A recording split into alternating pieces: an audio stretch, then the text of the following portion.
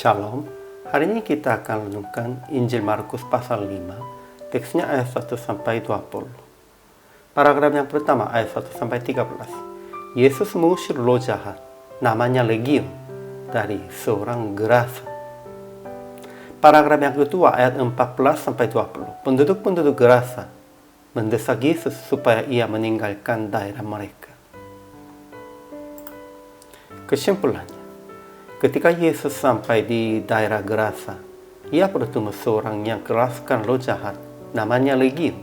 Ia telah mengatakan kepada setan akan keluar dari orang itu. Tetapi roh jahat memohon dengan sangat supaya jangan mengusir dari daerah itu dan meminta lagi bahwa mereka pindah ke babi-babi situ. Akhirnya kira-kira 2000 jumlah babi terjun ke dalam danau dan mati. Kemudian penduduk-penduduk daerah itu keluar dan melihat apa yang terjadi. Tetapi mereka mendesak Yesus supaya ia meninggalkan daerah mereka. Yesus pergi dari situ, tetapi perintahkan kepada seorang yang tadinya kelaskan setan akan menceritakan segala sesuatu yang telah terjadi.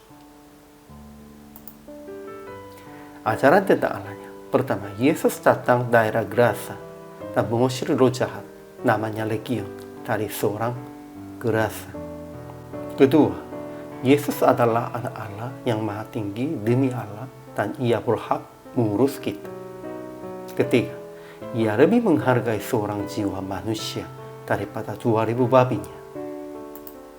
Keempat, Yesus perintahkan kepada orang yang tadinya keraskan setan dan meminta bersama akan pulang ke rumahnya dan beritahukan kepada orang-orang segala sesuatu yang telah diperbuat oleh Tuhan atasnya dan bagaimana ia telah mengasihaninya. Acara tentang manusianya. Pertama, seorang yang keraskan roh jahat di Gerasa berkeliaran di pekuburan dan di bukit-bukit sambil berteriak-teriak dan memukul dirinya dengan batu.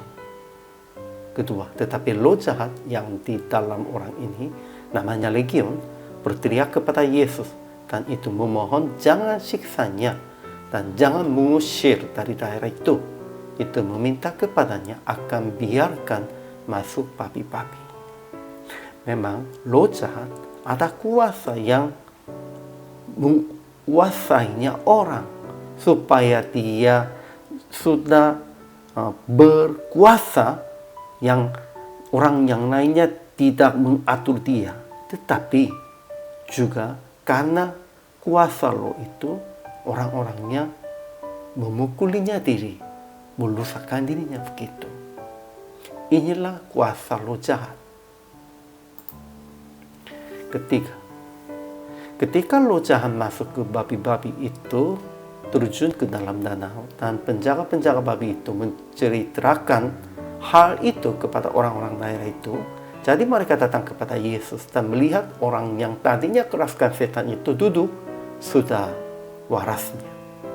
Namun mereka mendesak Yesus supaya ia meninggalkan daerah mereka. Kenapa? Mereka hanya melihatnya rugi mereka daripada kuasa roh, daripada disembunyinya. Keempat, orang yang tadinya keraskan setan itu meminta akan diperkenankan menyertai Yesus, tetapi akhirnya pulang ke rumahnya karena perintah Yesus. Dan dia beritahukan segala sesuatu yang telah diperbuat oleh Tuhan atasnya dan bagaimana ia telah mengasihaninya. Jadi aplikasi hari ini. Pertama, jangan dikuasai oleh roh jahat, roh duniawi. Itu sepertinya memukul dan merusak dirinya. Memang mereka kelihatannya berkuasa, tetapi kuasa itu memukuli diri, merusaki dirinya. Kedua, menghargai seorang jiwa daripada banyak benda harta.